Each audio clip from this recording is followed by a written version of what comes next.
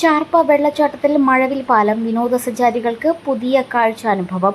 കരിങ്കൽ കുത്തുകൾക്കിടയിലൂടെ കുത്തിയൊലിച്ചു വരുന്ന ചാർപ്പ വെള്ളച്ചാട്ടം. വേനൽക്കാലത്ത് വെള്ളം നന്നേ കുറവായിരിക്കുമെങ്കിലും മഴയെത്തിയാൽ ചാർപ്പയ്ക്ക് പിന്നെ പറഞ്ഞറിയിക്കാനാവാത്ത മനോഹാരിതയാണ്.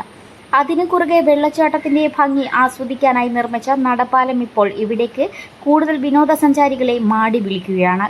തൃശൂർ നഗരമധ്യത്തിൽ നിന്നും ഏകദേശം 60 കിലോമീറ്റർ അകലെ അതിരപ്പിള്ളിയിൽ നിന്നും വാഴച്ചാലിലേക്കുള്ള വഴിയിലാണ് വിനോദസഞ്ചാരികൾക്കായി നിർമ്മിച്ച ഈ നടപ്പാലം സ്ഥിതി ചെയ്യുന്നത്.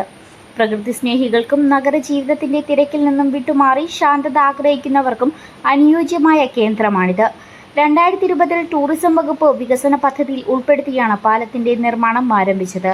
99 ലക്ഷം രൂപ വകയിരുത്തി പൊതുമരാമത്ത് വകുപ്പിന്റെ മേൽനോട്ടത്തിൽ ഒരുക്കിയ പാലം ഏപ്രിൽ 10 നിർമ്മാണം പൂർത്തിയാക്കി.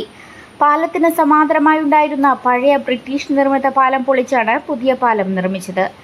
അതിരപ്പിള്ളിയും വാഴച്ചാലും കാണാൻ വരുന്ന വിനോദസഞ്ചാരികളെ കാത്തിരിക്കുന്ന മറ്റൊരു കാഴ്ചവിരുന്നാണ് ചാർപ്പ വെള്ളച്ചാട്ടവും ഈ നടപ്പാലവും. ശക്തമായ മഴയിൽ റോഡ് കവിഞ്ഞൊഴുകുന്ന ജലപാതം കാണാനായി നിരവധി വിനോദസഞ്ചാരികളാണ് ഇവിടെ എത്തുന്നത്. വിനോദസഞ്ചാരികൾക്ക് വെള്ളച്ചാട്ടത്തിന്റെയും ഇടതൂർന്നു നിൽക്കുന്ന കാടിന്റെയും ഭംഗി സുരക്ഷിതമായി ആസ്വദിക്കാൻ കഴിയുന്ന രീതിയിൽ നടപ്പാലത്തിൽ ടൈലുകൾ പാകിയിട്ടുണ്ട്.